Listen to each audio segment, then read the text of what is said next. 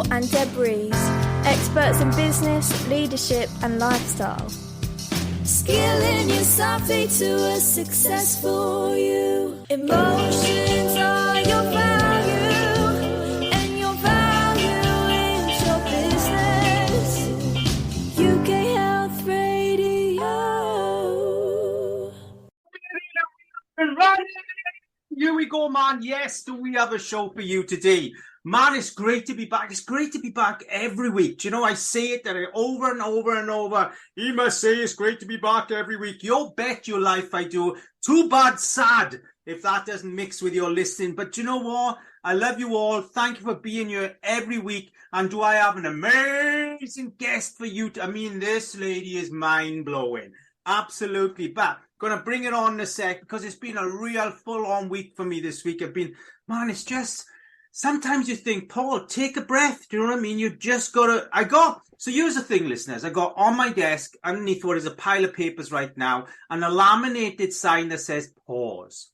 So I've got to look at it every day at that little pause word and remind myself, Paul, remember what burnout feels like. Remember what it feels like, man. Pause. I lost 3 months. Do you know what I mean? I don't want to lose another 3 months. Really have to think about this. And, you know, I think the importance of understanding yourself is understanding who you are. And that's something we're going to talk about today is who are you? Not what are you? Not if you are. Not should you be, but who are you? And the who are you, really, listeners, is what comes from the heart, the niche of who you are. And you know I love niche. It's a big thing for me. But it's who are you? And you know, when you think about all your events in your day, when you think about what you're getting up to, what you're planning ahead, what you've done, your past, running through that will be this absolute purity of who you are as a person, who you are as an individual, who you are in your presentation of yourself. Now, let's remember I said that. Who you are in the presentation of yourself. We are inward and outward people. Inward and outward human beings. Not just sharing with our guests today. On my wall, I have my 3 guides, of course. My 2 spiritual guides and my wife. My center. Absolutely, she is. She's my center. And that's a big part of who I am.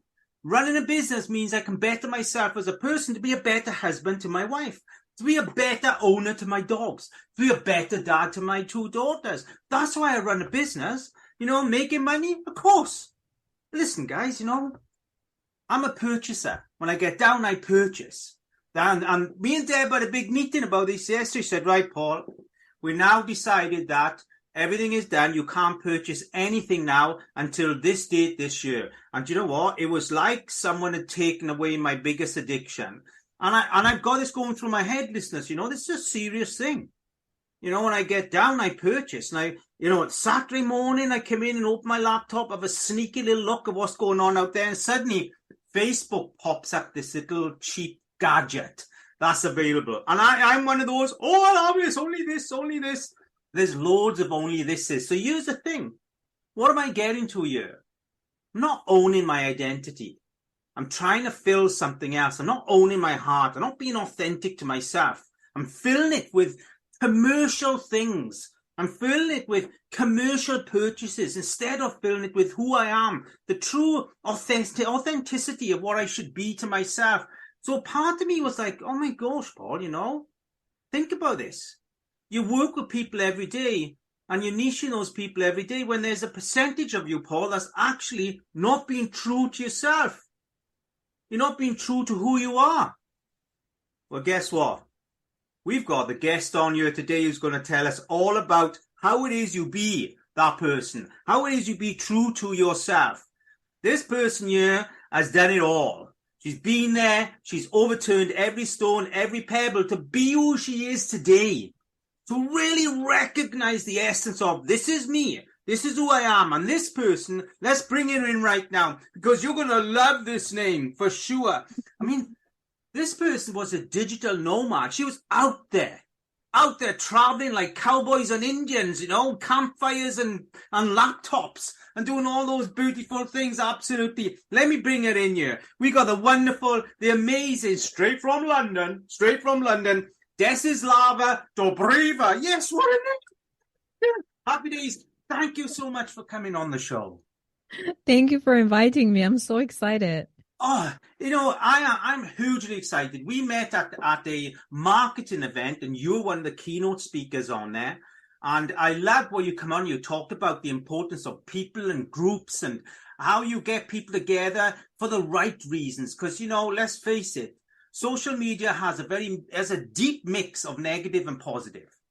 It has a deep mix of both. It can break someone or make someone effectively. And, because of how cowardly social media can be also, because it's easy to go on there and, and fight type. It's easy to fight type, getting a boxing match with in keywords and typing it in. So it's a very cowardly platform as well as very important one. But I want to come in because Desislava, you are a branding expert. You're also a business mentor and consultant. And these, I think, are just touching the surface of who you are as a person, because we had a chat before you come on the show. You're very spiritual also. I want to put that out there because you are, which means you're very open-minded to the universe and everything that comes with that. But do you believe, coming back to branding, just looking at there, because this was the first thing that went through your veins in the sense of making yourself, corporate or run your own business. But branding is so misconceived, it's so watered down, I feel. I feel that 99% of the business owners niche so softly, they don't get themselves out of the noise anyway. Yeah, I think it comes from not really understanding what branding is in the first place, because let's face it, what do most people do when they hear about branding and they're interested in starting a business? They go and Google it. And I'm not saying there's anything wrong with that. Educating yourself is always good. But when you go on Google, even when you go on ChatGPT, what it will tell you is there's no official definition. So you're going to be bombarded with different people telling you what branding is. And that gets to be so confusing. So then the person thinks, well, maybe I shouldn't even focus on it. Let's just go and build a business. But then that's problematic because you can't really build a business without building a brand, right? That's it's not something that will survive long term. Wow. Because we don't effectively read a brand, we feel a brand. I don't walk into Tesco's or Lidl's or Aldi's and see the name. I just feel what I'm walking into.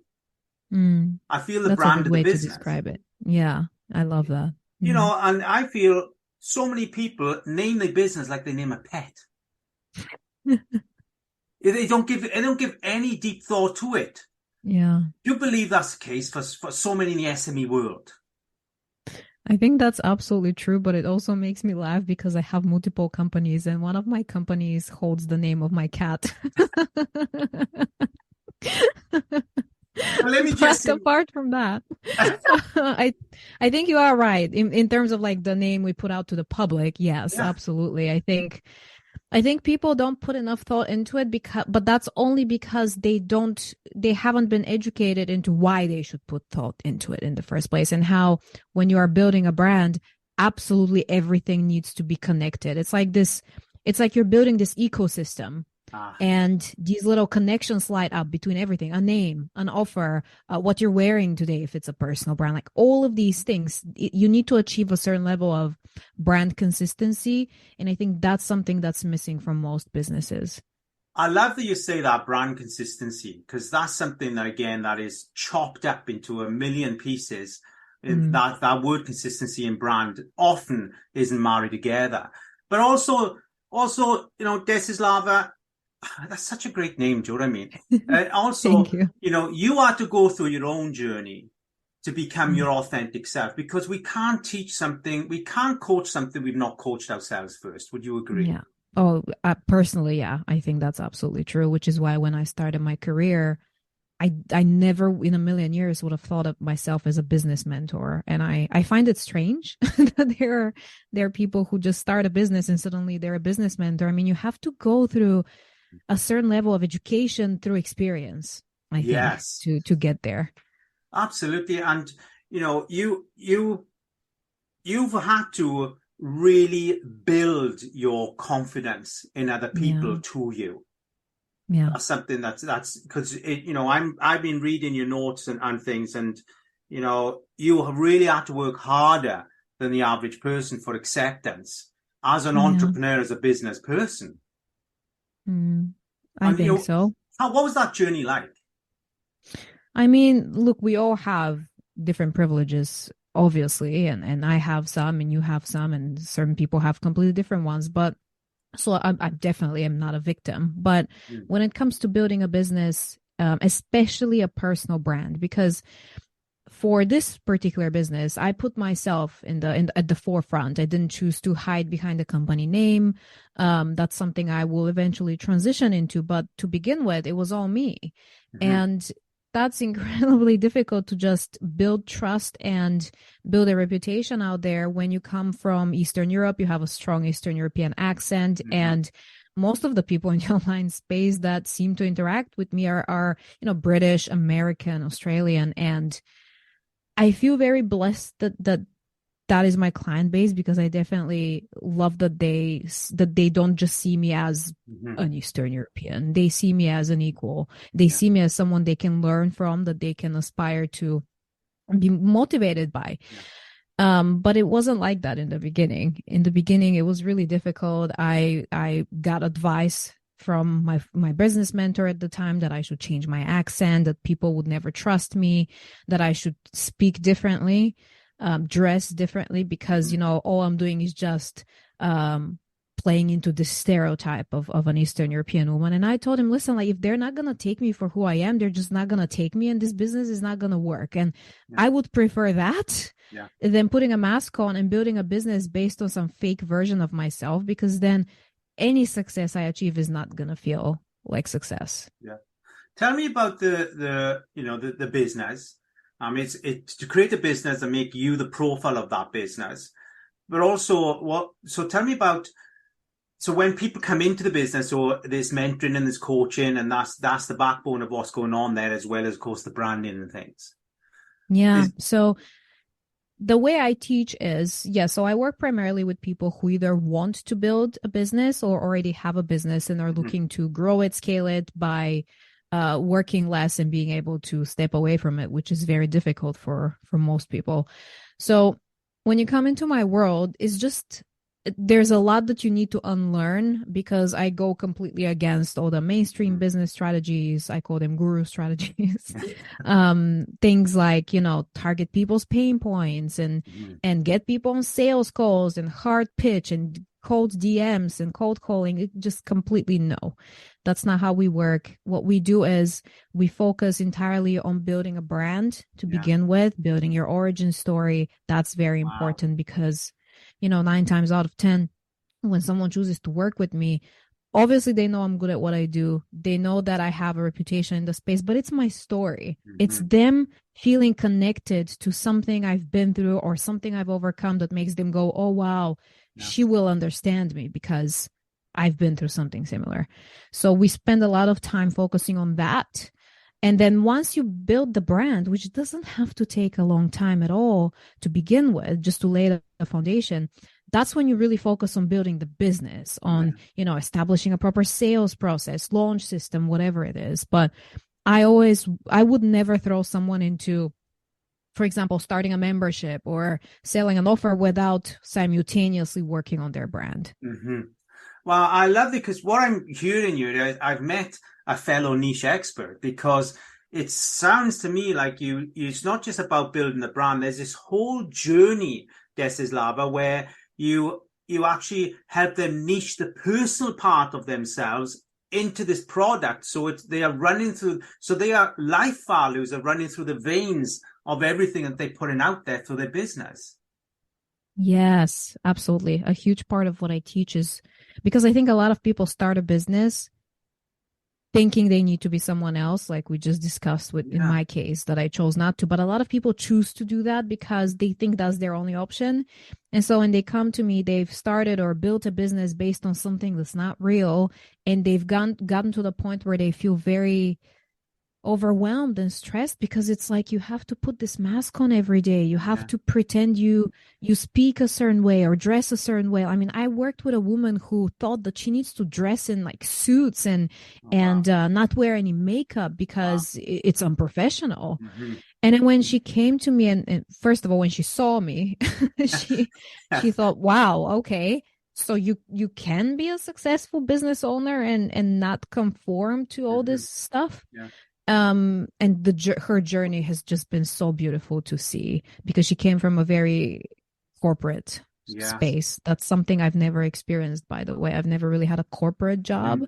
I've only ever worked in startups or as a dishwasher before I started this business. So hard to relate sometimes, but a lot of my clients, they struggle with being themselves because it seems so frowned upon in this space sometimes. I think it is. It's fantastic that you own you, and that it's like take it or leave it. I think it's that in itself is an authenticity you want to buy into. That's the kind it is. It creates for a very authentic invoice in a business, because I'm invoicing you the best of who I am, rather than, you know, what you want me to be. And so it's a genuine invoice rather than a political invoice, because I believe there is a difference. And that again is what's so unique about what you do in your style of I'm not going to say mentoring or coaching, because that's too much of a generic word.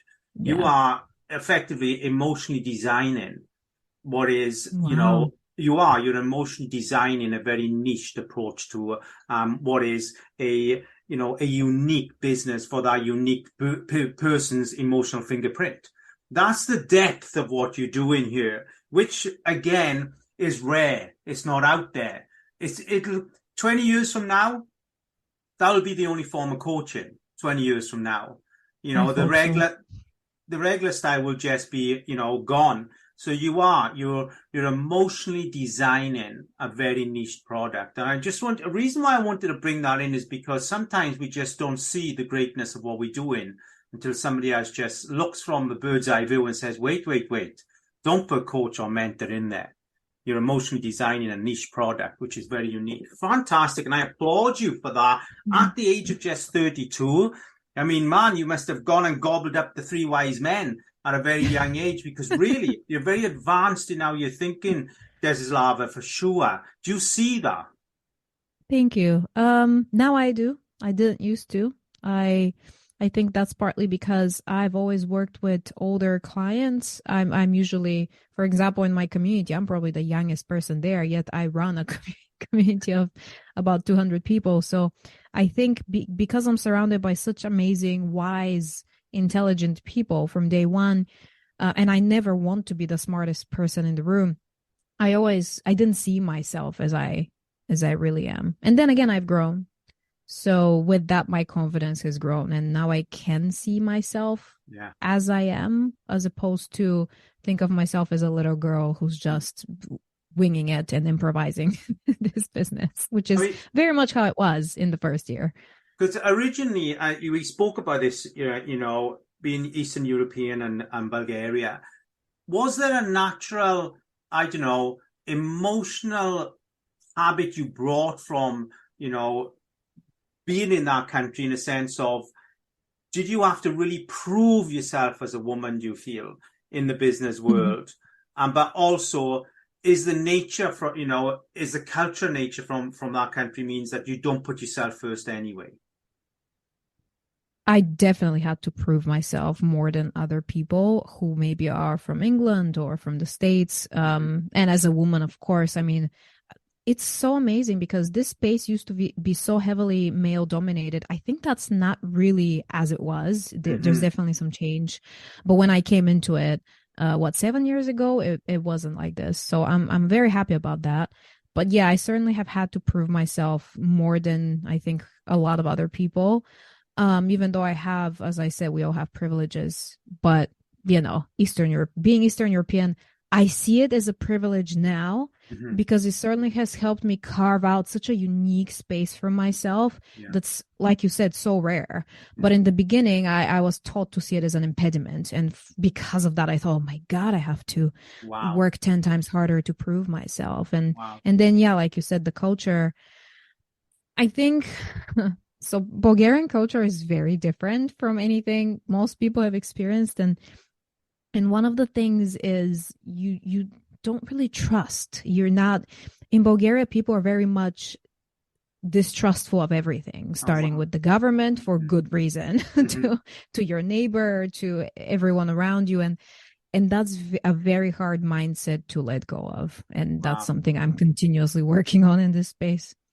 It's great that you talk about that because, those kind of embedded emotional anchors we're not ours. We are loyal to the people that put them in there. It comes from there and we stay loyal to that, but it's fantastic that you bring that up because, a lot of people in not just life, but in the business world, one of their biggest struggles is with trust, not just in trust with others, but trust in themselves, being that they're good at what they do or they have worth in things. Because the word trust we could say, is the roof that holds the house with all the distrust emotions in there, for sure.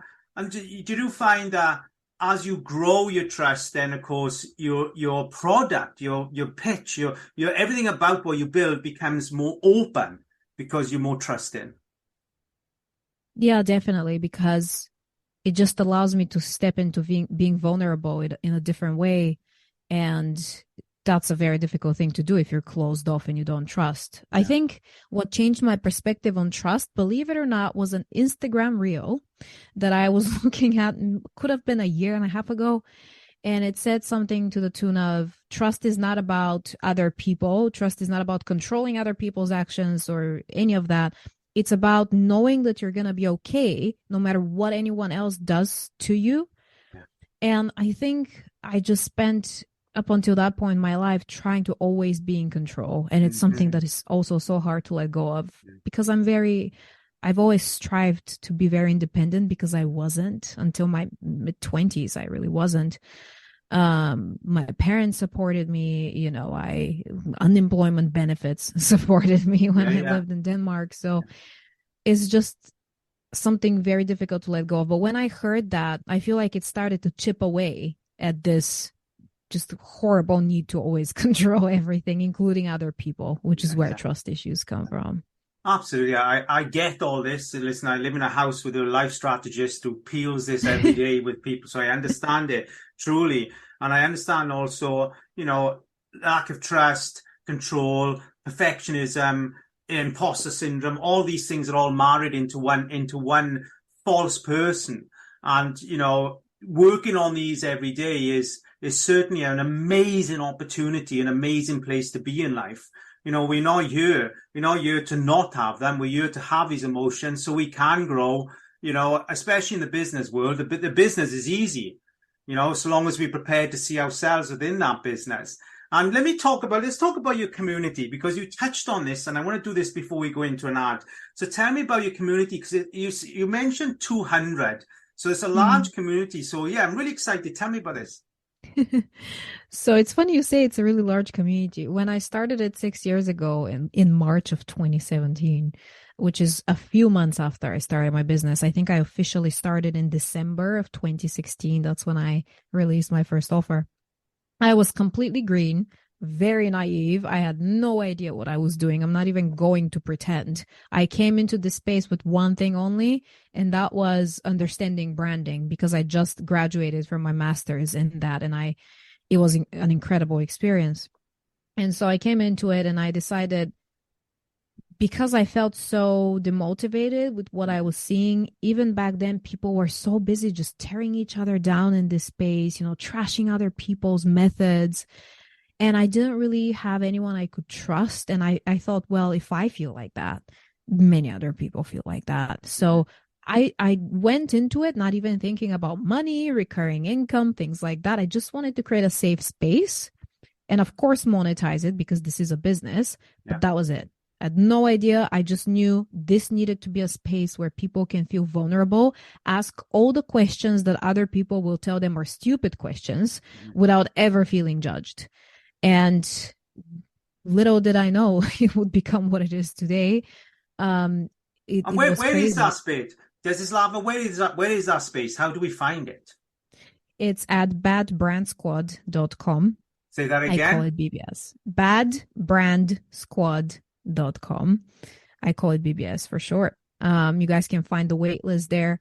It's only open a few times a year, but we do have a wait list. And it has just grown into, we have about 200 people now. I have a hard limit. I never have more than 250 people in there because this is not something that I'm scaling. This is not even the main revenue generator in my business, even though it's given me so much freedom. Yeah. I think when you try to scale a place like that, it loses its intimacy and its personal touch. And that to me will destroy the one thing in my business that I value the most. So I'm not willing to do that. So the badbrandsquad.com, that's effectively is your personal community that you work with, where you do your mentoring, your coaching, your branding, and of course your emotional designing of people's business with them. We've got to put that in there because that's a hugely important ingredient that gets mentioned. I love this term, emotionally designing. Yeah, so BBS is essentially, I would say, where most of my clients end up, either start their journey or end up at some point, because I do have many other offers I sell. I have, my recurring revenue program where I help people build memberships, but BBS is really where you get the most support because I'm so active and so visible there all the time. We have weekly calls. So it's not all of my clients. I have thousands of paying clients, but it's just that inner circle I've cultivated of people who have really high integrity and who always have each other's backs, really. Okay, that's just fab. Listen, what we're going to do there, listeners, we're going to quickly run into a 90-second commercial. When we come back, Desislava is going to give us the details as to how we get hold of her, where we reach to a website and all these beautiful things. So we'll be back in about 90 seconds from now. UK Health Radio, the station that makes you feel good.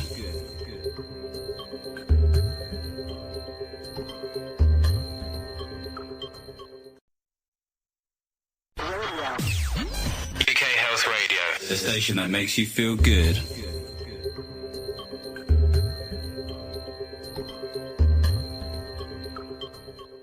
We are back in, yes, absolutely. And who is with us today? Yes, let's do it. Desislava Dobreva. Yes, absolutely. The guru in branding and coaching and mentoring, but we've just thrown all that away because she is the guru in emotional design.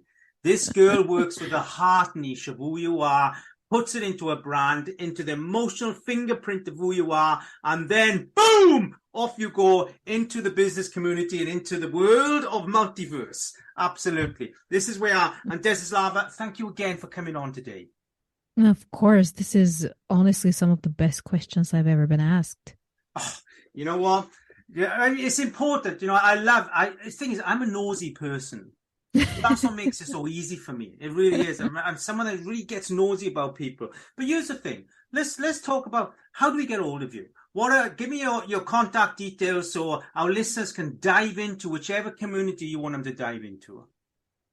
You can find me on my website, desdobreva.com. But I am very active on my Facebook. Facebook is probably the account where I share the most, where I share a lot of free advice, things like that. So I'm sure Paul will drop the link to that and to my Instagram as well. Happy days, yes. All those contact details will be going out with the show. They'll be there. So it'll be easy to find you for sure. Now, let's talk about memberships and things. Because when I met you on the event that we were in and you were keynoting, you were talking heavily about, I think it was Facebook memberships or memberships in general. Sorry if I'm incorrect, because quite some time ago, it was a surge where people were diving into trying to create these platforms. And I don't really, because that's not something I ever did. Even though I went from that event thinking, I'm going to do this, I didn't do it. And I just didn't do it. I think because there's a disbelief in me that felt, why would someone be a member of my community? And that's, oh my God, are you even kidding? That stopped me in my tracks because my imposter syndrome. And listen, I have imposter syndrome. I'm working on it every day. I inherited that from my childhood, amongst other things. Dyslexia, imposter syndrome, and all these other things that make up for that emotion. So when I come home from that event, I was like, no way, nobody's going to pay anything to want to be in my group. And so I left it. And I left it, and every so often I get that thought coming up of, should I? No, I can't. Forget it. So tell me about, and you must find that when you work with clients that are wanting to build these kind of platforms, possibly struggle with the same thing. Oh, yeah, for sure. I am surprised you do because I can guarantee you people would want to pay you to be part of your community, even just for your accent. Bless you. No, they absolutely would. They really would. Here's an example for you because I think a lot of people think that if they're starting a membership, it needs to be connected to business and making money. But we forget that there's memberships targeted at hobbyists as well. So one of my clients just launched her, so she has an amazing garden where she makes her own food and grows her own veggies, everything. And she started a subscription now, a subscription box for veggies and fruit. And she already has, I think, her first 5 clients at this point, which is incredible. And she charges $150 a month for it. So how fantastic is that? Wow. But yes, people do have massive imposter syndrome. But the thing is, I don't know if you're aware of this. This is fascinating. So even though at this moment, people around Europe, the States, there's a war happening, obviously. People have less capital than they used to. People have higher bills, higher costs of living. Yet the subscription market is growing massively. I can't remember the exact numbers, but I remember that businesses that have memberships and subscriptions on average currently are growing 4.6% faster than the S&P 500. So companies that have not implemented a subscription or membership in their business model are actually lagging behind. And I think we're going to see more and more of that in the next few years because it was in the trillions, the figure by 2028. Wow. So it's just, and that's because people, they see it as a convenience, first of all. They don't want to randomly be paying for all these things when something can come out of their account every month or every year. I also take annual payments, for instance, for my membership. So it's the convenience aspect of it. It's the ongoing support or access to something as well. It's kind of like Netflix. You don't want to cancel your Netflix subscription. It's the last thing people tend to cancel in households. Which is why I always say you want to build a brand that's the Netflix of your industry, because they will cancel Disney, they'll cancel their Apple TV, but they will not cancel Netflix. It's fascinating. So true, girl. Yeah. And so what you do then, Desislava, you work with people to build membership platforms. So maybe for those who don't know what a membership really is, let me just define it real quick. Yeah, so when you build a membership, there's a few different ways to go. Obviously, the simpler one is just to start a subscription, whether that's a subscription box that people receive on a monthly basis if you sell products, or give them just basic access to, let's say, a content database. I don't count that as a membership. That's more of a subscription offer because they're not really getting any support, any access to other people. What I help people build is memberships that are more community focused for obvious reasons, because that's what I've built. So I feel like that's where my strength is. So in a membership, think of it in terms of you being a facilitator of relationships. So it's not just about you. People don't join just to get access to you. You have to enable them to speak and bond with one another. So when you build a membership, you have a couple of elements that are always the same. You have a platform where your content is hosted and where you take recurring payments from. And before people think about that, no, you don't have to have hundreds of trainings in there. A lot of my clients start with 10 pieces of content. Some start with none. Wow. So you need the platform, and there are many platforms you can choose for that already exist. You don't have to build anything new. And then you need some sort of a communication channel. So that's where the good stuff happens. This is where people can talk to you in a limited capacity. Of course, boundaries are important in memberships. This is not a one-to-one offer. Obviously, it's a group setting.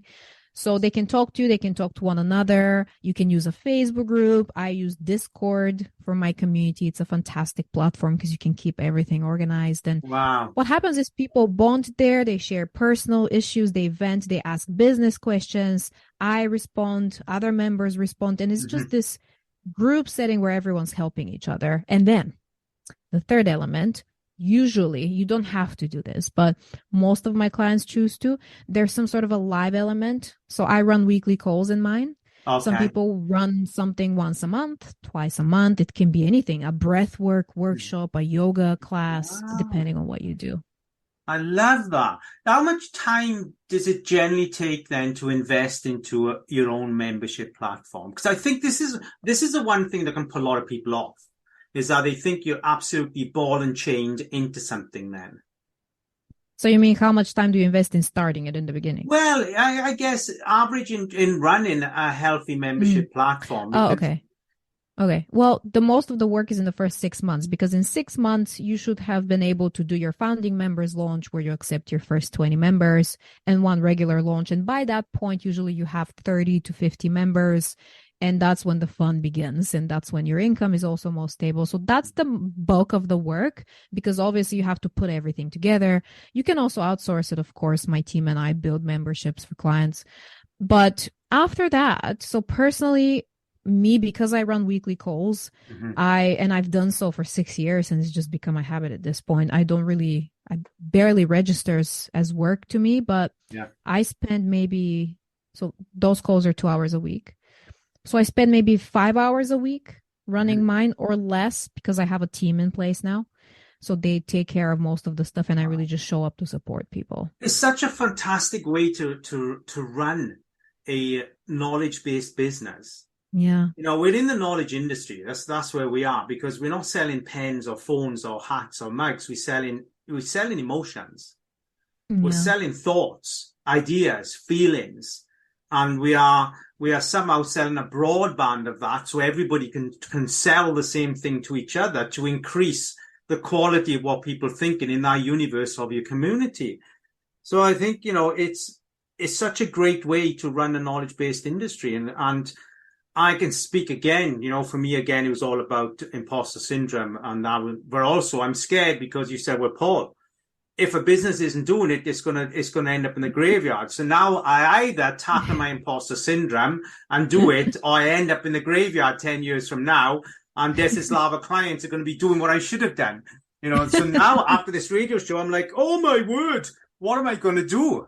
I'm somewhere there right now, but I'm enjoying that battle that's going on between me.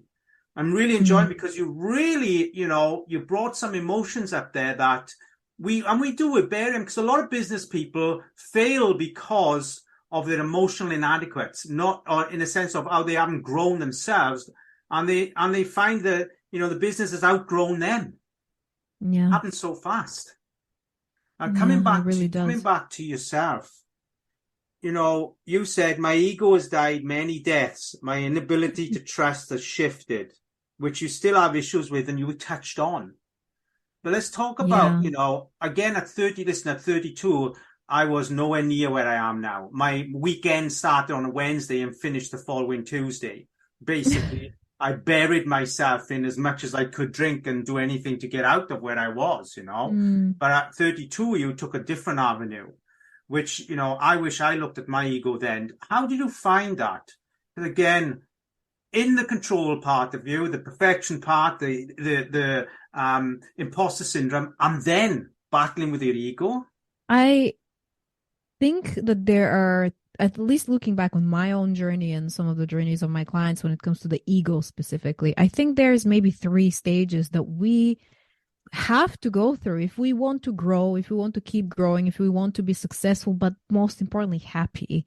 I think there are 3 stages. The first stage is the one where, this is the worst one. This is where I was prior to starting my business, mid-20s, where your ego completely has taken over the wheel. It's complete control over your life. You have very low self-esteem. You have very low confidence. You're probably faking your confidence, which I very much was doing because it wasn't real, but I knew I had to project it if I wanted any respect. Yeah. So, but on the inside, you're just dying. You're miserable. Wow. You don't have genuine connections with people because you always find reasons not to.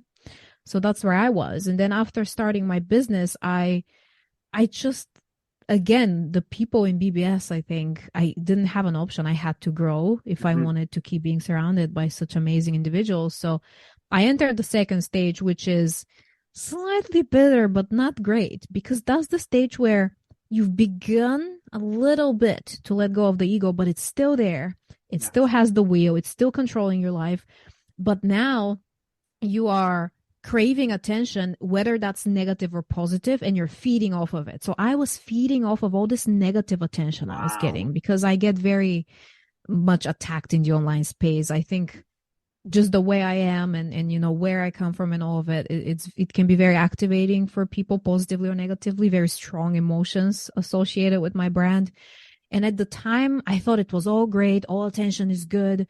And I would invite it. I would seek out negative attention because it made me feel special. Yeah. And that is so toxic. That is, you portray this happy life, but again, on the inside, you're anything but.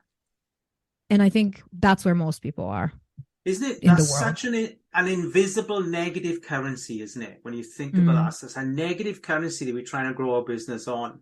Do you know what? I want to come back in a sec, but I have to jump into another commercial. Otherwise, I'll get a row off the station for not putting it on there. Sorry, guys. So we're going to come back in 90 seconds. We're going to jump back into the fake it, make it scenario and see where we go with that conversation. Boom! UK Health Radio, the station that makes you feel good.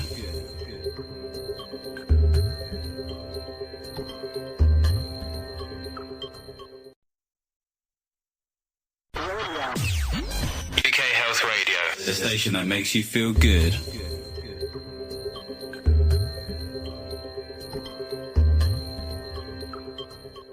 Oh, happy days. Oh, happy days. Yes, it is. Absolutely. And we are back in, of course, with the lovely Desislava Dobreva. Yes, we are. And we've really deep dived, you know, the importance of self in business.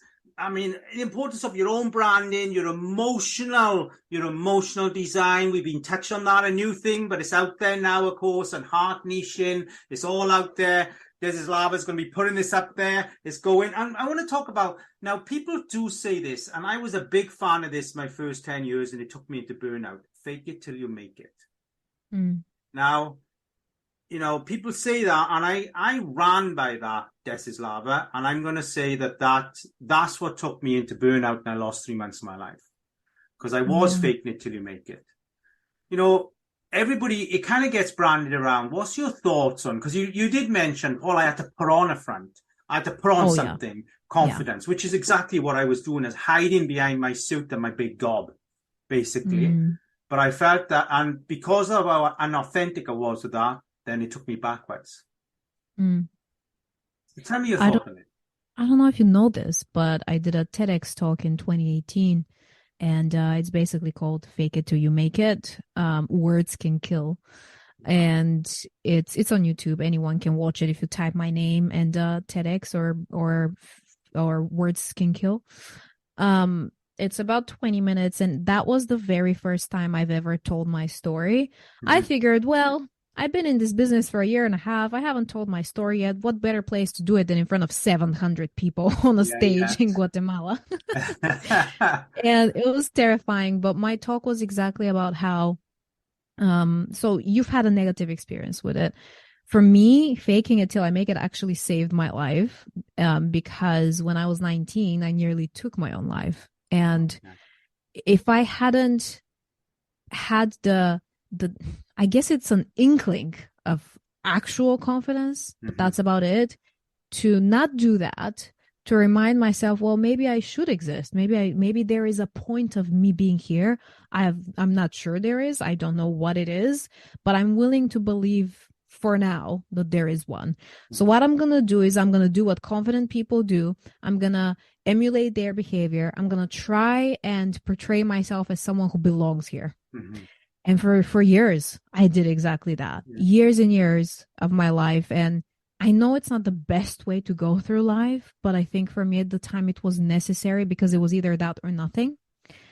And then once I started my business, I think, and I saw what other people saw in me, and I saw that I could be valuable to others, I think that's what then started giving me actual confidence. Maybe not when I started my business, but when I started freelancing in my mid-20s. That's when I really, even though I was so underpaid, that's when I realized, oh, wow, I can help other people, and there is value in me. Yeah. Do you think that maybe there's two shapes to fake it till you make it? There is a authentic part where you are genuinely wanting to project out confidence to create for a better environment. or you could be fake it till you make it, which is in a negative way. Because you're in these two layers of fake it till you make it. One certainly has an authentic feel to it. I mean, I believe that mine had a percentage of authenticity, but I believe that the unauthentic part of my fake it till you make it took me into burnout. That was my body saying, you're not doing what's resonating with you emotionally. No, I agree with you that there's two layers, two sides of it. And I think mine was just me barely holding on. And that was the reason I could hold on. And for you, it was more of, it's almost like you had to, I don't want to call it delusion, but this thing where you don't see that you're already good enough and you want other people's respect without really earning it with yourself first. Every day, girl. Now we have switched who's interviewing who, because every day I get that. Absolutely. And I'm very open with these things. I do question, and I do look for people's kudos. Yes, he's good. Yes, without that, I find myself going into a little shell. Absolutely. Along with you, I've tried to take my own life, and, as a youngster and as a grown man, I've been there, and these things it's a very destructive place to be, but also it's a cry for help to yourself, not just from anybody else, but you're crying to you. You're wanting you to help you. And I think it's important to take admiration of the strength that you had to take that leap back into life and get that strength from within and got that for yourself. That you leap back, you leapt back into life with guns a-blazing and said, okay, do you know what? I deserve this. I deserve my gratitude. I deserve who I am. It took me to do that, many times. And do I carry shame for those experiences? Well, I'm very grateful for the experiences I had that have rounded me to the husband I am, the dad I am, although I got a hell of a lot of work to do there. So my daughters have told me for sure, which I'm happy to keep working on. Yeah, absolutely. And I just want to bring that admiration in that, when you're on your own and you're in that place and there's no one listening to your screams out, your emotional screams out, it takes a lot of inner strength to leap back in. So for that reason alone, well done to you. You've got your life cap and gown, girl. You've got your life cap and gown. That's what makes you the leader in your community. And I don't mean a leader, but the person that helps steer everybody else to become their own leaders. That's what makes you so unique at what you do. This lady, your listeners, is your emotional designing, heart niching individual. It's been amazing, Desislava. Oh, thank you. This has been so profound, actually. I've loved this. Here's the thing. I always believe that when you get someone on the show that is a multiverse thinking person, feeling and emotional person, that my audience, the listeners here, are going to get so much out of this person's mind and heart. And that's what we've had today. I'm very universally grateful for you coming on. Oh, thank you so much. I appreciate you for inviting me. Oh, bless you. So here's the thing. Before we kind of switch off here, I mean, there's always this cheesy question of, if there's one piece of advice, what was it you would offer? What was it you would give out? And let's shrink it, not to the experienced person, but to the inexperienced person that's struggling, that can't find that self-worth, but wants to do something special for themselves. What is that kind of piece of advice, if there can be something shortened? I think what most people at that stage struggle with is even seeing that there is already something special inside of them. They think they need to attain it. They need to get it somehow. They need to maybe learn it. But the thing is, it's already in there. It's just a matter of, number one, realizing it, becoming aware that you already are special in some way, and not letting anyone else telling you you're not get to you, because God knows I've had that, my own teachers, my own parents didn't think, nobody would have thought that I would be here, myself included. So I get how that feels. And I never thought that I had anything special. I never thought I was special until finally one day I realized it, and that changed everything. Because once you have this piece of knowledge, nothing is going to stop you from getting what you want and from being happy. Nothing. No matter how many setbacks you have, how many, I don't see failure is, just giving up. No matter how many setbacks, how many people try to stifle your growth, you're just going to keep growing. So that's my advice. Just realize you already are special and just use it. Use it to build the life that you want. Desislava, that's such a mature heart set. Such a mature heart set. Thank you. That was quite a technical question. You just come back with that wonderful answer. It's been amazing. I've absolutely enjoyed our time together. Thank you so much again for sharing your heart and your mind with our listeners. And remember, all Desislava's contact details are going to be with the show, during, of course, and underneath there. So look out for everything. Get in touch with her. She's an amazing person. And I tell you, one of the most forward-thinking business designers, niches, people that you're ever going to meet. Is just fantastic. And you're only 32, which means, wow, the whole business industry has got plenty of time to do yet, girl, that's for sure. So until this time next week, listeners, you have an amazing week. And most of all, be who you are, not what others wish you to be. And I'll say bye for now and boom! Bye! Emotion.